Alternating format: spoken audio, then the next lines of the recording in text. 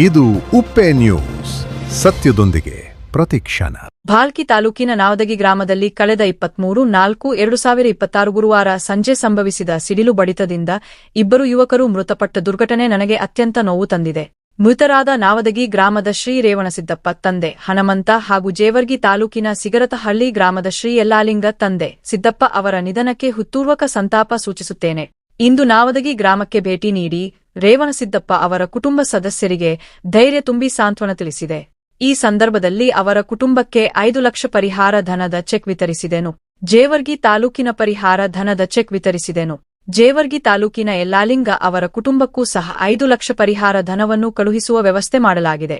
ಈ ದುಃಖದ ಸಮಯದಲ್ಲಿ ಅವರ ಕುಟುಂಬಗಳೊಂದಿಗೆ ನಾನಿದ್ದೇನೆ. ಮೃತರ ಆತ್ಮಕ್ಕೆ ಶಾಂತಿ ದೊರಕಲಿ ಹಾಗೂ ಕುಟುಂಬಸ್ಥರಿಗೆ ಈ ದುಃಖವನ್ನು ಭರಿಸುವ ಶಕ್ತಿ ದೊರಕಲಿ ಎಂದು ಪ್ರಾರ್ಥಿಸುತ್ತೇನೆ.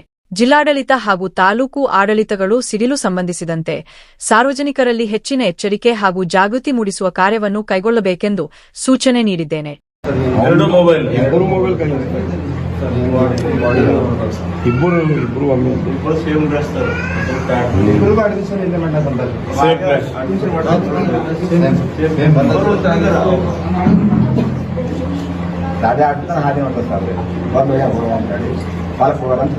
ದೇವರಾಟ ಇದೆಲ್ಲ ಏನ್ ಯಾರ ಕೈದಾಗ ಏನ್ ಮಾತಿಲ್ಲ. ಈಗ ಪಾಪ ನೀವೆಲ್ಲ ಚಲೋ ಬೆಳೆಸಿರಿ, ವಿದ್ಯಾಭ್ಯಾಸ ಎಲ್ಲ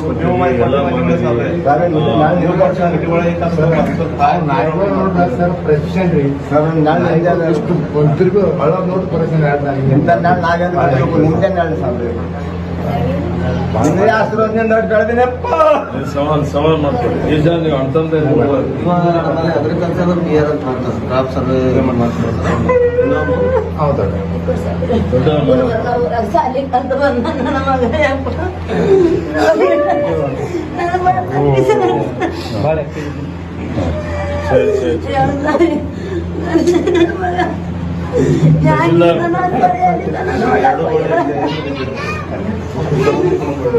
ಗೊತ್ತಾಗಿಲ್ಲ ನೀವು ಬೈಲಕ್ಕ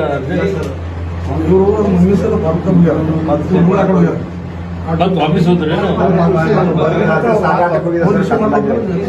ನೀವೇ ಹೋಗಿ ನೋಡಿದ್ರೆ ನನ್ನ ಮಗನ ಭಯ ಇದ್ದಿಲ್ಲ ಮಾರಿಸ್ಬಿಡ್ತಾರೆ. ಯಾಕ ಮಗ ಇರ್ತಾರೆ ಮತ್ತೆ ಫೋನ್ ನಂಬರ್ ಗೊತ್ತಾಗಿಲ್ಲ ಪೈಲಕ್ಕ. ಸರ್ ನಾವು ಎಲ್ಲ ಕಡೆ ಫೋನ್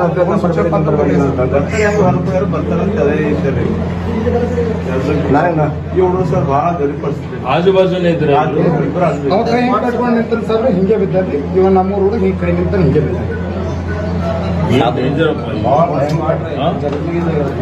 ಅವ್ರಿಗೆ ನಮ್ಗೆ 10 ಮಿನಿಟ್ ಅದು ಸರ್. ನಾ ಗಾಡಿ ತಗೊಂಡು ಓಡೋದ್ರೆ ಇವ್ರು ನಡ್ಕೋತಾವ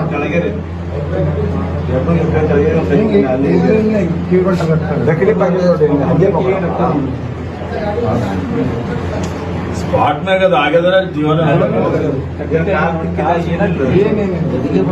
ಇಲ್ಲ ಡೈರೆಕ್ಟ್ ಅದಕ್ಕೆ ಹಾರ್ಟ್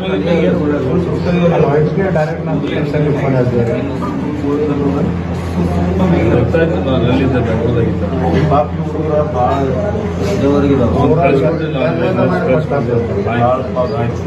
ಏನು ಆಗಲ್ಲಪ್ಪ, ಆಗಲ್ಲ. ಆಯ್ತು ಇದೊಂದು 5 ಲಕ್ಷ ರೂಪಾಯಿ ಚೆಕ್ ಅದ.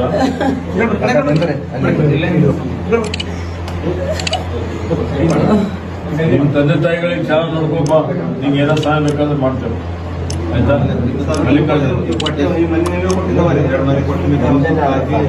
ಎಲ್ಲ ಚಲೋ ಆಗ್ಯದೆಲ್ಲ.